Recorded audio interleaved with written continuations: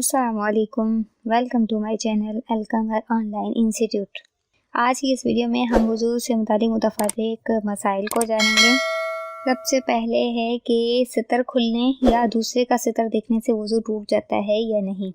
دیکھیں، عوام میں جو یہ مشہور ہے کہ گھٹنے کا دکھنا یا ستر کھلنا یا اپنا ستر دیکھنا یا دوسرے کا ستر دیکھنا، اس سے وضو چلا جاتا ہے، تو یہ محض بے اصل بات ہے، اس کی کوئی بھی اصل نہیں ہے۔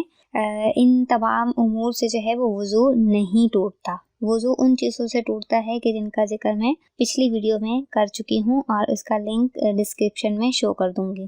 اس کے بعد ایک اور مسئلہ ہے کہ خواتین پوچھتی ہیں کہ اگر سر سے دوپٹہ اتر جائے تو کیا وضو ٹوٹ جاتا ہے؟ تو دیکھیں، سر سے اگر دوپٹہ اترے تو اس کا وضو ٹوٹنے سے کوئی تعلق نہیں ہے۔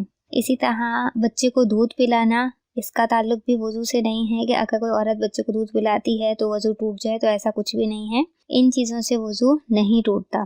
اسی طرح سے بعض عورتیں کہتی ہیں کہ میرا وضو تھا اور میں نے چولہے پر کوئی کام کیا تو مطلب یا آگ کے سامنے سے میں گزر گئی تو کیا میرا وضو ٹوٹ گیا یا نہیں؟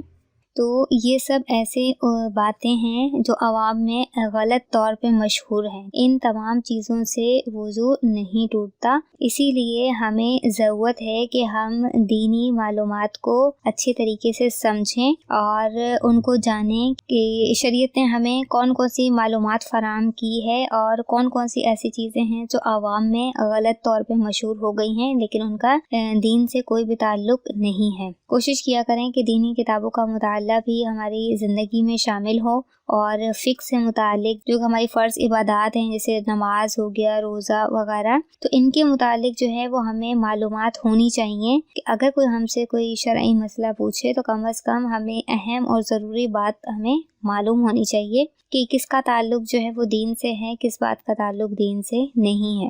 آپ لوگ میرے لیے دعا گو رہا کریں کہ اللہ تعالیٰ استقامت کے ساتھ مجھے یہ کام کرنے کی توفیق عطا فرمائے، مجھے بھی دین پر عمل کرنے والا بنائے اور آپ لوگوں کو بھی اسے سمجھنے اور اس پر عمل کرنے والا بنائے۔